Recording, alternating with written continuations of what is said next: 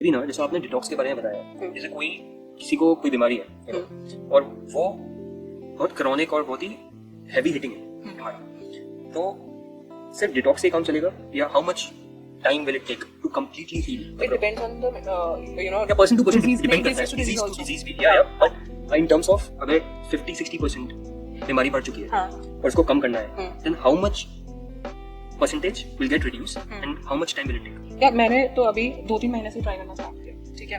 जैसे मैं नेचुरोपैथी 2 बार जा चुकी हूँ ना. वहाँ पे जिन पेशेंट से मैं मिली हूँ, देवर मैं केसेस बता देती हूँ. वहाँ पे अस्थमा के लोग थे जिन्होंने अपना अस्थमा क्योर किया, but it took like 1 year. मतलब वो बिल्कुल दवाइयों से हट पाए.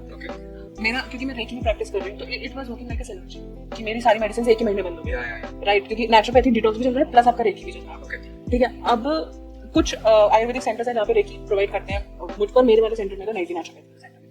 Then there are other cases like IBS, जिसकी वजह से एक बंदे का पेट इतना खराब था कि वो चल भी नहीं पा रहा था, वो बिल्कुल ही वीक हो चुका था. Whatever he was eating, he just started out. तो ये सारे केसेस को भी ठीक होने 5-6 महीने लगे. किडनी के डिजीज वाले लोग वहाँ पे आए थे जो लोग अपनी किडनी नहीं रिमूव करवाना चाह रहे थे. They revived it, but it took like a lot of years and still they are on precaution. मतलब वो ऐसी मेडिसिन खा रहे थे, वहाँ पे अगर आपको दाल भी मिलती थी वो दाल भी नहीं खा रहे थे.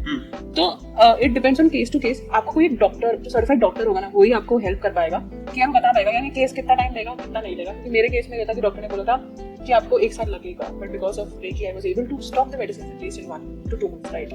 बट और लोगों को तो टाइम लगा था. एंड मैंने वहाँ पे डॉक्टर को कहते हुए सुना है कि यार आपके अगर इतने क्रोनिक केस है तो 1 साल से कम तो किसी का भी नहीं होता है. तो let's take a normal situation. मैंने लोगों को ठीक होते हुए देखा है, वो हर महीने में 10 दिन 5 दिन वहाँ जाते हैं, but they regularly go there, they try to maintain the schedule at home also. तब जाकर उनका काम होता है. उसमें क्या, सबसे पहले लोगों की चाय छुड़वा देते हैं. That's a very for Indians, they R T lovers, ठीक है. और नेचुरोपैथी और आयुर्वेदा में चाय को जहर माना गया.